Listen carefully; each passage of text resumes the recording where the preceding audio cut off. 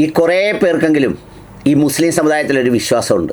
ഈ മീഡിയ വണ്ണും അതുപോലെ തന്നെ ചില പ്രത്യേകമായ ആളുകളുമൊക്കെ ഉള്ളതുകൊണ്ടാണ് നമ്മളൊക്കെയും വളരെ അഭിമാനത്തോടെയും അന്തസ്സോടെയും ജീവിച്ചിരിക്കുന്നത് എന്നൊക്കെ വിചാരിക്കാറുണ്ട്.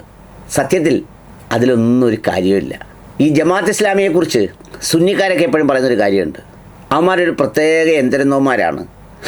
യന്ത്രനോന്മാരാണെന്ന് ഞാൻ പറയുന്നില്ല. അതൊരു കൃത്യമായ സമയത്ത് ഒരവസരം കിട്ടിയാൽ അവന്മാരൊരു യന്ത്രനോന്മാരായി മാറും. അതിന് വേറെ തത്വവും ദീക്ഷയും നീതിയും വേറൊരു കാര്യങ്ങളും ഒന്നുമില്ല. അവരിങ്ങനെ ചിലരെ നോട്ടിക്ക് വെച്ചേക്കും. ഇപ്പോൾ കുഞ്ഞാലിക്കുട്ടിയാണ് ഷൈൻ ചെയ്യുന്നതെങ്കിൽ കുഞ്ഞാലിക്കുട്ടിക്ക് ഒരു പണി കൊടുക്കാനൊരു അവസരം കിട്ടുന്നത് വരെ കുഞ്ഞാലിക്കുട്ടിയോട് ലോഹ്യമായിട്ട് നിൽക്കും.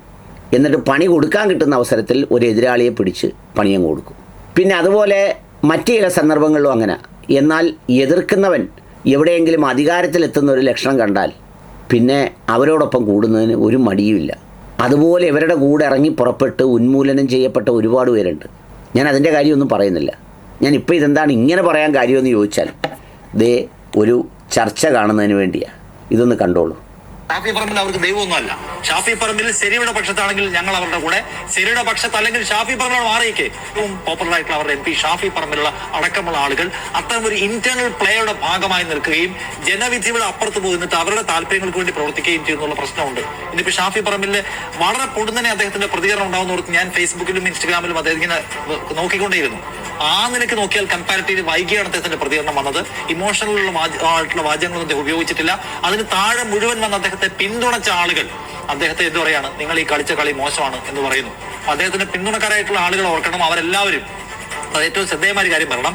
ഷാഫി പറമ്പിലിനെ പിന്തുണയ്ക്കുന്നവർ വർഗീയവാദികളാണ് എന്ന് പറഞ്ഞു നടന്ന ഒരു കൂട്ടരുണ്ട്, പറഞ്ഞ് നടക്കുന്നവരുണ്ട്. ഷാഫി പറമ്പിലല്ല, ഷാഫി പറമ്പിലേക്കാളും മേലെയാണ് VD സതീശൻ. ആ VD സതീശൻ എടുത്തിട്ടുള്ള സെക്യുലർ പൊസിഷൻ. അതുകൊണ്ട് ഷാഫി പറമ്പിലെ നിങ്ങളെക്കാളും ഞങ്ങൾ വാല്യൂ ചെയ്യുന്നത് VD സതീശൻ, വടശ്ശേരി ദാമോദരൻ മകൻ സതീശൻ എന്ന് പറയുന്ന മനുഷ്യനെടുത്ത സെക്യുലർ പൊസിഷനോട് ഞങ്ങളുടെ പ്രതിബദ്ധത. അതുകൊണ്ട് ഷാഫി എന്നുള്ള പേരോ ഷാഫിയുടെ മുഖമോ ഞങ്ങളുടെ വിഷയമല്ല എന്ന് പറയുന്ന ആൾക്കാരെ നമ്മൾ കമന്റിൽ കാണുകയാണ്. അതുകൊണ്ട് ആ മനുഷ്യരെ അവഹേളിക്കുന്നവർക്കുള്ള മറുപടി കൂടിയാണിത്. ഷാഫി പറമ്പിൽ അവർക്ക് ദൈവമൊന്നുമല്ല. ഷാഫി പറമ്പിൽ ശരിയുടെ പക്ഷത്താണെങ്കിൽ ഞങ്ങൾ അവരുടെ കൂടെ, ശരിയുടെ പക്ഷത്ത് അല്ലെങ്കിൽ ഷാഫി പറമ്പിൽ മാറിയിക്കേ ഞങ്ങൾ ഇപ്പൊ VD സതീശന്റെ കൂടെ. ഇനി VD സതീശൻ ശരിയുടെ പക്ഷത്ത് അല്ലെങ്കിൽ അദ്ദേഹവും മാറി നിൽക്കുക എന്ന് പറയാൻ കഴിയുന്ന രാഷ്ട്രീയ ഉറപ്പുള്ള മനുഷ്യന്മാരെ നമ്മൾ കാണുന്നു. ആ രാഷ്ട്രീയ ഉറപ്പുള്ള മനുഷ്യന്മാരോട് എൻഗേജ് ചെയ്യുമ്പോൾ എന്തായിരിക്കും രാഷ്ട്രീയ ഉറപ്പില്ലാത്തവർ നേരിടുന്ന പ്രശ്നം എന്നാണ് ഇപ്പൊ ഷാഫി നേരിടുന്ന പ്രശ്നം ഇതാണ് എന്ന് പറഞ്ഞാൽ ഒരു കാര്യമില്ല. ഇപ്പൊ ഷാഫി പറമ്പിൽ പോസ്റ്റ് ഇട്ടു, M ലിജു പോസ്റ്റ് ഇട്ടു, ഒരുപാട് ആളുകൾ പോസ്റ്റ് ഇട്ടു. ആ പോസ്റ്റിന്റെ അടിയിലൊക്കെ ആളുകൾ വന്ന് നിങ്ങൾ ആ ചെയ്ത ശരിയായില്ല, നിങ്ങൾ ആ കാണിച്ച ശരിയല്ല എന്നൊക്കെ പറയുന്നുണ്ട്. അത് സ്വാഭാവികമാണ്. ഈ സാമൂഹ്യ മാധ്യമം അല്ലല്ലോ ഗ്രൗണ്ട് എന്ന് പറയുന്നത്. ഒരു സ്ട്രക്ചർ എന്ന് പറയുന്നത് സാമൂഹ്യ മാധ്യമം അല്ലെന്ന് അറിയാത്ത ആളല്ല നിഷാദ് റാവുത്തറും മീഡിയ വണ്ണും. അങ്ങനെയാണെങ്കിൽ ഈ പറയുന്ന സാമൂഹ്യ മാധ്യമങ്ങൾ പിന്നെ മുഴുവൻ ഒരു കാലത്ത് ഇത് നിരോധിച്ചപ്പോൾ എല്ലാ ചാനലുകളും ആ നിരോധനത്തിൽ നിശബ്ദത പാലിക്കുകയോ അംഗീകരിക്കുകയോ ചെയ്ത് അന്നേരവും ഒരുപാട് ഹേറ്റ് കമൻറ്റുകൾ ഈ മീഡിയ വണ്ണിനെതിരെ ഇട്ടപ്പോൾ സാമൂഹ്യ മാധ്യമങ്ങളല്ലല്ലോ രക്ഷപ്പെടുത്തിയതും ശിക്ഷിച്ചതും ഒന്നും. അതിൻ്റെ ഒരു പ്രക്രിയയല്ലേ, അതിൻ്റെ ഒരു സ്ട്രക്ചറൽ ആക്ടിവിറ്റി അല്ലേ. അപ്പോൾ ഇവിടെ എന്താ, ഷാഫി പറമ്പിൽ എന്ന് പറയുന്ന ആളിനെ എല്ലാവരെയും പോലെ ഒരു തീരുമാനം എടുക്കാനുള്ള അവകാശമുണ്ട്. ആരെപ്പോലെ? കേരളത്തിലെ 43 MLA പോലെ തീരുമാനം എടുക്കാൻ അവകാശമുണ്ട്. വളരെ പ്രകടമായി ഇന്നലെ ചില വാദങ്ങളുമായി ആര് വന്നു? പഴകുളം മധു വന്നു, MM നസീർ വന്നു. ഒരു പുതിയ MLA തുടങ്ങുമ്പോൾ തന്നെ അവരൊരു വ്യത്യസ്തമായ ശബ്ദം പുറപ്പെടുവിച്ചാണ് വന്നത്. എന്തുകൊണ്ട് അവരെ ആരെക്കുറിച്ച് ഇവർ ചർച്ച ചെയ്യുന്നില്ല? ചർച്ച ചെയ്യാത്ത എന്താണെന്ന് ചോദിച്ചാൽ ഇവർ ഒരു കൃത്യമായും ഒരു അസൂയ കൂട്ടമാണ്, ഒരു എന്തരുന്നവന്മാരാണ്. അത് സുന്നിക്കാർ പറയുന്നത് തന്നെയാണ് എൻ്റെ കറക്റ്റ്. ഒരു എന്തരുന്നവന്മാരാണ്.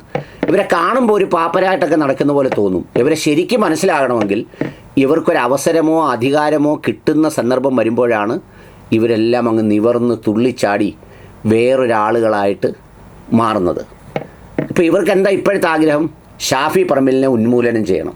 അതിനി ആവർത്തിച്ച് ഇവന്മാർ ഇതിൻ്റെ പല ആംഗിളുകൾ എടുത്തുകൊണ്ടിരിക്കും. കാരണം അവർക്ക് ഇവനെ നശിപ്പിക്കാൻ എന്തൊക്കെ ചെയ്യാൻ കഴിയുമോ അതെല്ലാം ചെയ്ത് ഇവനെ തൊലയ്ക്കണം. ഇതാണ് ആത്യന്തികമായി ഈ പറയുന്ന ജമാഅത്ത് ഇസ്ലാമിയുടെയും മീഡിയ വണ്ണിൻ്റെയും ഒക്കെ സ്റ്റാൻഡ്. പിന്നെ അവർക്ക് പറ്റാതെ വരുമ്പോൾ അപ്പോൾ ചോദിക്കുക, അവർ ഷാഫി പറമ്പിലിനെ പൊക്കത്തില്ലയോ എന്ന്. പൊക്കും. എപ്പോഴാ? എല്ലാവരും പൊക്കുന്ന ഒരു ഘട്ടം വന്ന്, എല്ലാവരും നല്ല വ്യൂ ഒക്കെ കിട്ടുന്ന, എല്ലാവരും അംഗീകരിക്കുന്ന ഒരു ഘട്ടം വന്നാൽ ഇവർ കൂട്ടത്തിൽ പൊക്കും. ആ പൊക്ക് തന്നെ ഇപ്പോൾ സതീശനെ പൊക്കുന്നതും. പിന്നെ കുറച്ച് കഴിയുമ്പോൾ ഇവർ ചവിട്ടിയിട്ട് അടിക്കും, ചവിട്ടും. ഇതാണ് ഇവരുടെ പരിപാടി. അപ്പോൾ അതുകൊണ്ട് ഈ എന്നിട്ട് പറയുന്നതോ നമ്മുടെ ഒരുപാട് ആളുകൾ വിശ്വസിക്കുന്നത് എന്താ? മുസ്ലിങ്ങളുടെ ശബ്ദം കേൾക്കുന്നതും മുസ്ലിങ്ങളെ കാണുന്നതും മീഡിയ വണ്ണുള്ളത് കൊണ്ടാണ്. അല്ലെങ്കിൽ ജമാഅത്ത് ഇസ്ലാമി ഉള്ളതുകൊണ്ടാണ് മുസ്ലിം പൊതുബോധത്തെ ആ പൊതുബോധമായി ഉരുട്ടുന്നത് എന്നൊക്കെ പറയും. ഒന്നുമില്ല. ഇവരും ഈ പറയുന്നത് പോലെ വേറൊരു എക്സ്ട്രീമിൻ്റെ മറ്റൊരു എക്സ്ട്രീമാണെന്ന് മാത്രമേ ഉള്ളൂ അതിൻ്റെ വ്യത്യാസം. അതാണ് ഈ കാണിക്കുന്നത്. അതിനാണ് ഇപ്പോൾ ഇവർ ഷാഫി വേട്ട നടത്തുന്നത്. നിഷാദ് റാവുത്തറും ഷാഫിയും തമ്മിൽ എത്ര അകലമുണ്ട്? നിഷാദ് റാവുത്തർ എവിടെയെങ്കിലും മത്സരിച്ചാൽ എന്താ സ്ഥിതി? പോട്ടെ, നിഷാദ് റാവുത്തറുടെ പിന്നെ വേണ്ട, ഞാൻ അതിലേക്കൊന്നും പോകുന്നില്ല, അതൊന്നും ശരിയല്ല, പോട്ടെ, ഞാൻ വിട്ടുകളയുന്നു. എന്നിട്ട് പുള്ളിയാണ് ഇതിനകത്തിരുന്ന് വിചാരണ ചെയ്യുന്നത് ഷാഫി പറമ്പിലിനെ. വല്ല യോഗ്യതയുണ്ടോ? സ്വന്തം മാതാപിതാക്കളുടെ തൃപ്തി കിട്ടിയിട്ടുണ്ടോ? ബാക്കിയെല്ലാം പോട്ടെ. എന്നിട്ടാണ് ഷാഫി പറമ്പിലിനെ വിചാരണ ചെയ്ത് പുള്ളി അന്തരീക്ഷത്തിൽ തൂക്കുന്നത്. കഷ്ടം.